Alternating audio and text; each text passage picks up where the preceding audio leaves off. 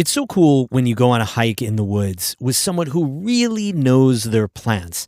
They reveal a story hiding in plain sight, especially knowing the plants you can eat, the plants that are good for medicine or for teas.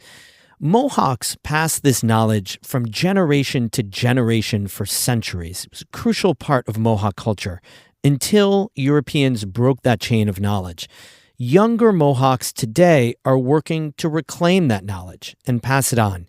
That's today's story of the day. Support for Story of the Day comes from the Wild Center in Tupper Lake, dedicated to strengthening visitors' connections to the natural world. More at wildcenter.org.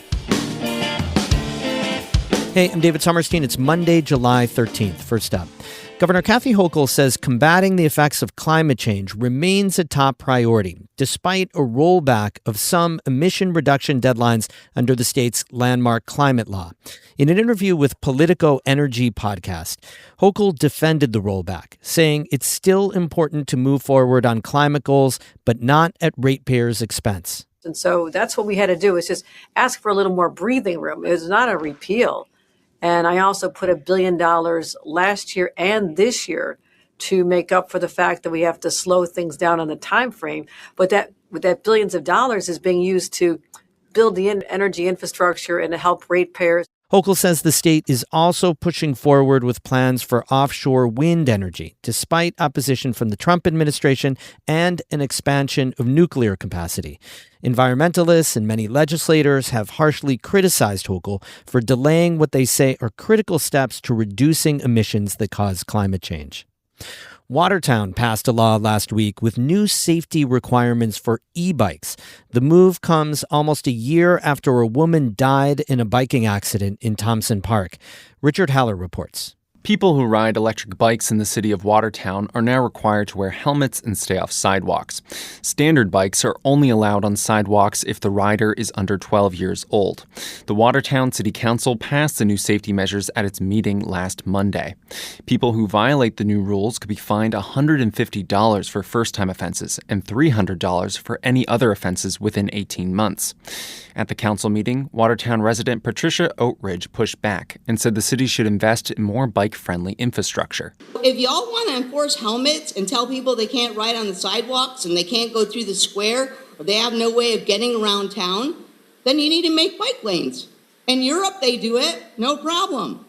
What's the problem in Watertown? Councilmember Robert Kimball said he agrees that there should be more bike lanes, but that this isn't something the city can afford right now.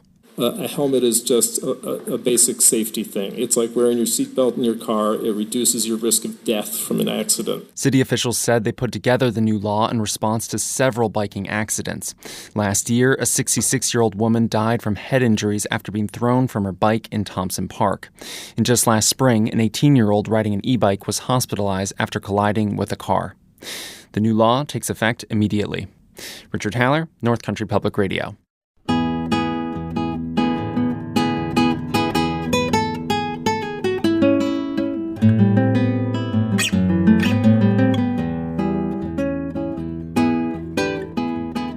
Indigenous communities in the Adirondacks pass down knowledge of medicinal plants for generations. But centuries of displacement, land, and language loss have made those traditions harder to preserve.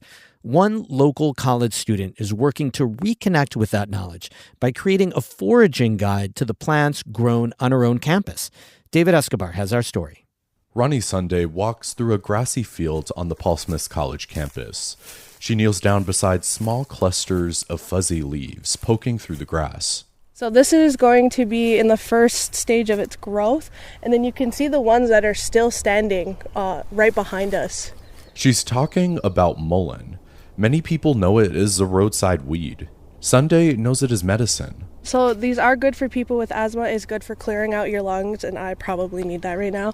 So you can dry the leaves. Sunday has spent the past few years learning about mullein and other plants in the Adirondacks, and the knowledge her ancestors carried about them. So this is actually one of the first plants that I was introduced to when I started this little botanical journey, mainly because I see it everywhere. It's all over my yard. Sunday lives in Akwesasne, also known as the St. Regis Mohawk Reservation.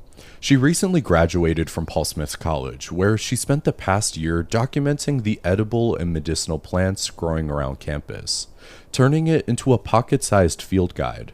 This was also a resource that I wanted for people to have. I wanted it to be accessible because people are going to be walking through here, they're going to be hiking, they're going to be kayaking. It needed to be something that they were able to pack easily and be able to move around with.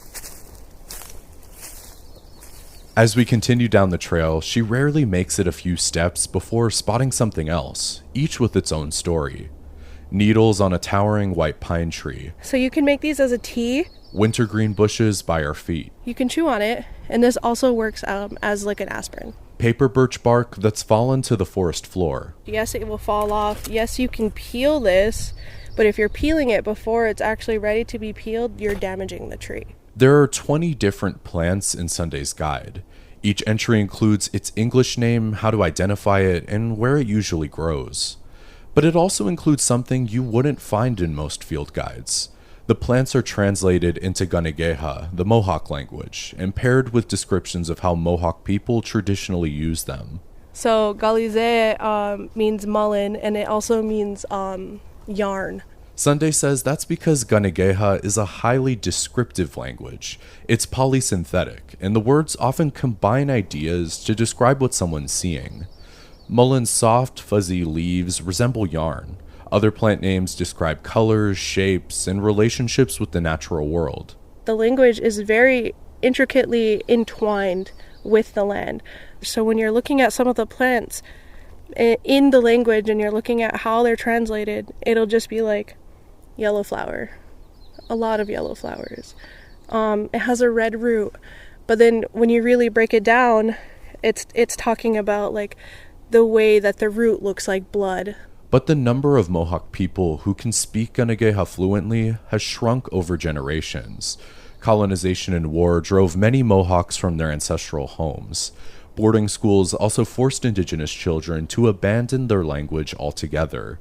For Sunday, those losses go hand in hand. Since the language is so woven with the land, you can't really have one without the other. Sunday says she sees her field guide as a step towards preserving parts of the language and relearning it herself. I think that it really changes the way that you think and the way that we interact with the land. As someone that spoke English for most of my life, I didn't have that connection. This project was also a healing process for me. It still is. I'm reconnecting with my culture.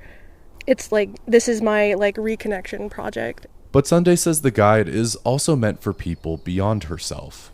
Paul Smith College sits on land with a long Indigenous history. Sunday says she wanted to create a resource that acknowledged that.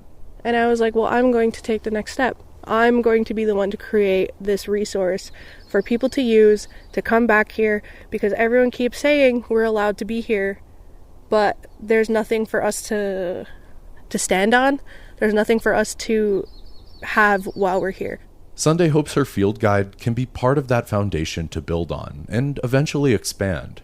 For now, she says it's a way for students to learn about the plants growing around them and the centuries of knowledge carried with them. David Escobar, North Country Public Radio, Paul Smith College. David Escobar is a Report for America Corps member. He reports on diversity issues in the Adirondacks through a partnership between North Country Public Radio and Adirondack Explorer. We have more news all the time on our website, ncpr.org. Music today by Mark Corey of Watertown and Oscar Sarmiento of Potsdam. I'm David Sommerstein, North Country Public Radio.